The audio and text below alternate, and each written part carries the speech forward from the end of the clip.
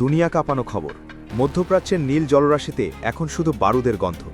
যে যুক্তরাষ্ট্রকে এতদিন কেউ ছোঁয়ার সাহস পেত না, সেই দম্ভের দিন কি তবে শেষ? একদিকে ইরানের অজেয় শহীদ বাঘেরি রণতরী, অন্যদিকে চীনের ঘাতক PL-17 মিসাইল। মাঝখানে আটকা পড়েছে বিশ্বের তথাকথিত সুপার পাওয়ার যুক্তরাষ্ট্র। লোহিত সাগর থেকে আরব সাগর এখন শুধু একটিই প্রশ্ন: ট্রাম্পের রণতরীগুলো কি অক্ষত অবস্থায় বাড়ি ফিরতে পারবে, নাকি কয়েক বিলিয়ন ডলারের এই টাইটানিকগুলো সাগরের নিচে চিরস্থায়ী সমাধি খুঁজে নেবে? ইরানের ড্রোন আর চীনের প্রযুক্তির এই নতুন সমীকরণ যুক্তরাষ্ট্রের বুক কাঁপিয়ে দিচ্ছে। আজকের ভিডিওতে আমরা উন্মোচন করব সেই গোপন রণকৌশল, যা দিয়ে ইরান মাত্র 30 মিনিটে পঙ্গু করে দিতে পারে বিশ্ব অর্থনীতি। ইরান তার নৌশক্তিকে একদম ঢেলে সাজিয়েছে। ইরানের নৌশক্তির নতুন তুরুপের তাস শহীদ বাঘেরি। একসময় এটি ছিল দক্ষিণ কোরিয়ার তৈরি সাধারণ কন্টেনার শিপ, আর আজ তা ইরানের ইসলামী রেভলিউশনারি গার্ড কর্পসের হাতে এক বিধ্বংসী ড্রোনবাহী রণতরীতে পরিণত হয়েছে। 240 মিটার দীর্ঘ এই দানব জাহাজে রয়েছে আধুনিক অ্যাঙ্গেল ফ্লাইট ডেক এবং স্কি জাম্প র্যাম্প। কিন্তু এর আসল শক্তি এর ভেতরে লুকিয়ে থাকা ড্রোনগুলো। জ্যাস 313, মহাজার 6 কিংবা আবাবিল 3N এমন স্টেলথ ড্রোন দিয়ে ঠাসা এই জাহাজ। প্রায় 60টিরও বেশি ঘাতক ড্রোন নিয়ে এটি যখন সাগরে ভাসে, তখন শত্রুপক্ষের রাডারে এটি এক বিভীষিকা। শুধু ড্রোন নয়, এতে রয়েছে রাশিয়ার বিখ্যাত Mi-171 হেলিকপ্টারের হ্যাঙ্গার। সহজ কথায়, এটি ইরানের এক ভাসমান সামরিক ঘাঁটি, যা মার্কিন পঞ্চম নৌবহরকে ধাওয়া করতে আরব সাগরের খোলা পানির বুক চিরে প্রবেশ করেছে। যুক্তরাষ্ট্র গর্ব করে তাদের বিশাল এয়ারক্রাফট ক্যারিয়ার নিয়ে, কিন্তু ইরান খেলছে অন্য চালে। একে বলা হয় অপ্রতিভ যুদ্ধ বা অ্যাসিমেট্রিক ওয়ারফেয়ার। যখন একটি কয়েকশো কোটি ডলারের জাহাজের বিপরীতে মাত্র কয়েক হাজার ডলারের ড্রোন ব্যবহার করা হয়, তখন অঙ্কের হিসাব বদলে যায়। ইরানের ড্রোনগুলো এখন আর এককভাবে আক্রমণ করে না, তারা ব্যবহার করছে ড্রোন সোয়ার্মিং প্রযুক্তি। কল্পনা করুন, সাগরের বুক চিরে একসাথে 200টি ড্রোন ধেয়ে আসছে একটি মার্কিন রণতরীর দিকে। যুক্তরাষ্ট্রের অত্যাধুনিক ইজিস ডিফেন্স সিস্টেম হয়তো 20টি বা 50টি ড্রোন ধ্বংস করতে পারবে, কিন্তু বাকি 150টি ড্রোন যখন মৌমাছির মতো জাহাজের ডেকে আছড়ে পড়বে, তখন সেই বিশাল জাহাজের রাডার, যোগাযোগ ব্যবস্থা এবং রানওয়ে মুহূর্তেই অকেজো হয়ে যাবে। শহীদ বাঘেরি থেকে উৎক্ষেপণ করা এই ড্রোনগুলো রাডারের নিচে দিয়ে ওড়ার ক্ষমতা রাখে, যাকে বলা হয় লো অল্টিটিউড সি স্কিমিং। এর মানে হলো, মার্কিন সৈন্যরা কিছু বুঝে ওঠার আগেই তাদের চোখের সামনে নরক নেমে আসবে। এটি কেবল ড্রোন নয়, এটি হলো সাশ্রয়ী প্রযুক্তিতে সুপার পাওয়ারকে টেক্কা দেওয়ার এক নিখুঁত ইরানি কৌশল। তবে আমাদের আগে জানা প্রয়োজন, হরমুজ প্রণালী ঘিরেই কেন এই অস্থিরতা? এর কারণটা হলো, হরমুজ প্রণালী বিশ্বের সবচেয়ে গুরুত্বপূর্ণ বাণিজ্যিক রুট। ইরান স্পষ্ট জানিয়ে দিয়েছে, এই এলাকা এখন তাদের পকেটে। 21 কিলোমিটারের এই পথকে ইরান সংকুচিত করে মাত্র 5 কিলোমিটারে নিয়ে আসছে। মানে হলো, ইরানের অনুমতি ছাড়া এখানে একটা পাতাও নড়বে না। আপনারা জানলে অবাক হবেন, ইরান ইতোমধ্যে সাগরের তলে বিছিয়ে দিয়েছে হাজার হাজার সি মাইন। এই মাইনগুলো হলো নীরব ঘাতক। একটি 12 বিলিয়ন ডলারের মার্কিন এয়ারক্রাফট ক্যারিয়ার মুহূর্তেই ধ্বংস হয়ে যেতে পারে ছোট একটি মাইনের আঘাতে।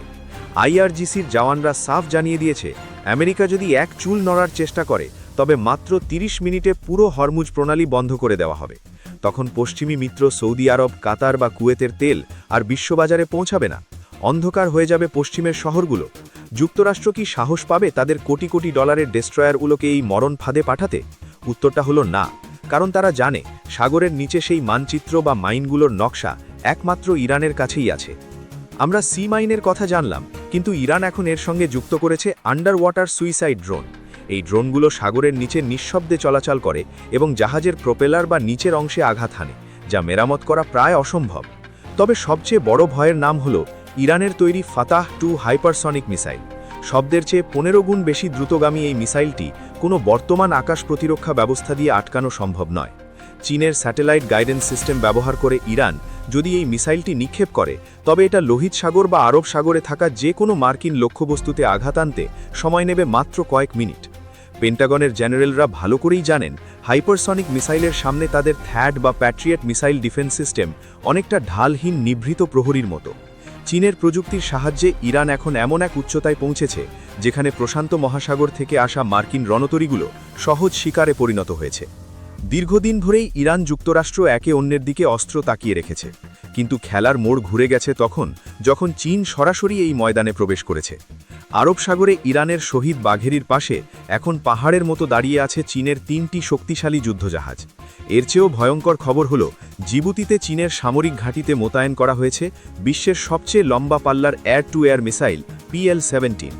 400 কিলোমিটার রেঞ্জের এই মিসাইল যে কোনো মার্কিন যুদ্ধবিমানকে আকাশে ওড়ামাত্রই ধুলোয় মিশিয়ে দিতে পারে। আমেরিকার বিখ্যাত স্টেলথ ফাইটারগুলো এর রাডার থেকে বাঁচতে পারবে না। এমনকি চীনের বিখ্যাত J-10C যুদ্ধবিমানগুলো এখন প্রস্তুত। মনে রাখবেন, এই সেই বিমান যা এর আগে রাফায়েলকেও টেক্কা দিয়েছে। ইরান আর চীনের এই যৌথ শক্তি এখন লোহিত সাগরে আমেরিকার আধিপত্যকে মাটির সাথে মিশিয়ে দেওয়ার জন্য এক পায়ে দাঁড়িয়ে আছে। এই লড়াই কেবল সামরিক নয়, এটি একটি অর্থনৈতিক যুদ্ধ।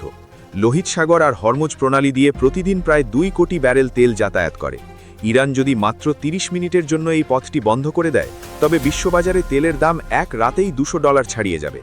এর ফলে আমেরিকার মুদ্রাস্ফীতি আকাশচুম্বী হবে এবং ডলারের মান ধসে যাবে। চীন এখানে বড় অনুঘটক হিসেবে কাজ করছে। বেইজিং চায় না আমেরিকা একা বিশ্ব নিয়ন্ত্রণ করুক। চীন আর ইরানের এই সামরিক জোট আসলে পেট্রোডলার বা ডলারের সাম্রাজ্য শেষ করার একটা নীল নকশা। যখন মার্কিন রণতরীগুলো এই এলাকায় অনিরাপদ হয়ে পড়বে, তখন সৌদি আরব বা আরব আমিরাতের মতো দেশগুলো নিরাপত্তার জন্য ওয়াশিংটনের পরিবর্তে বেইজিং আর ইরানের দিকে ঝুঁকবে। অর্থাৎ লোহিত সাগরের এই বারুদের গন্ধ আসলে এক নতুন বিশ্ব ব্যবস্থার জন্ম দিচ্ছে, যেখানে আমেরিকার বিশ্ব পুলিশ হওয়ার দিন চিরতরে শেষ হয়ে যাচ্ছে। আমেরিকার কাছে হয়তো অস্ত্র আছে, কিন্তু ইরান আর চীনের কাছে আছে ভৌগোলিক সুবিধা এবং ভবিষ্যতের প্রযুক্তি। এই দ্বিমুখী চাপে ট্রাম্প অ্যাডমিনিস্ট্রেশন এখন এমন এক গোলধাঁধায় আটকা পড়েছে, যেখান থেকে বের হওয়ার একমাত্র পথ হল মাথা নত করে পিছু হটা। সোজা ভাষায় যুক্তরাষ্ট্রের জন্য এটি কেবল সামরিক পরাজয় নয়, এটি তাদের অস্তিত্বের সংকট। সংযুক্ত আরব আমিরাত বা সৌদি আরবের মতো মিত্রদের বাঁচাতে গিয়ে আমেরিকা নিজেই এখন বলির পাঠা হতে চলেছে। ইরানের সি মাইনগুলো কোনো ভেদাভেদ চেনে না, সেটা বাণিজ্যিক জাহাজ হোক বা যুদ্ধজাহাজ, স্পর্শ করলেই সব শেষ। যুক্তরাষ্ট্র দাম্ভিকতা দেখায় তাদের বিশাল নৌবাহিনী নিয়ে, কিন্তু আধুনিক যুদ্ধ এখন ড্রোন আর মিসাইলের। ইরানের ড্রোন যখন ঝাঁকে ঝাঁকে আমেরিকান রণতরীর ওপর ঝাঁপিয়ে পড়বে, তখন $12 বিলিয়ন জাহাজগুলো খেলনা নৌকার মতো ডুবে যাবে। পশ্চিমী সাম্রাজ্যবাদীরা এখন ভয়ে কাঁপছে, কারণ তারা জানে মধ্যপ্রাচ্যের এই নতুন সমীকরণে ইসরায়েল আর যুক্তরাষ্ট্র এখন কোন ঠাসা। ইতিহাস সাক্ষী দিচ্ছে সাম্রাজ্যবাদের পতন এভাবেই শুরু হয়। লোহিত সাগরের উত্তাল ঢেউ আজ ইরানের সার্বভৌমত্বের গান গাইছে। ইরান বুঝিয়ে দিয়েছে তাদের ওপর কোনো হামলা হলে সেটা শুধু তাদের সীমানায় সীমাবদ্ধ থাকবে না, GCC-ভুক্ত 6 দেশসহ পুরো মধ্যপ্রাচ্যে আগুনের লেলিহান শিখা ছড়িয়ে পড়বে। যুক্তরাষ্ট্র কি এখন পিছু হটবে, নাকি ধ্বংসের পথে আরও এক ধাপ এগিয়ে যাবে? ইরানের ড্রোন, চীনের মিসাইল আর লোহিত সাগরের সি মাইন, এই ত্রিভুজ আক্রমণে যুক্তরাষ্ট্রের পরাজয় হবে কিনা তা জানা এখন কেবল সময়ের। মনে রাখবেন, বাঘ যখন খাঁচা থেকে বের হয়, তখন শিকারীর পালানোর পথ থাকে না। ইরান আজ সেই বাঘের ভূমিকায়। সব মিলিয়ে বলা যায়, লোহিত সাগর আর হরমুজ প্রণালীকে ঘিরে যে উত্তেজনা তৈরি হয়েছে, তা কোনো একক যুদ্ধের গল্প নয়, এটি ক্ষমতার ভারসাম্য বদলে যাওয়ার ইঙ্গিত।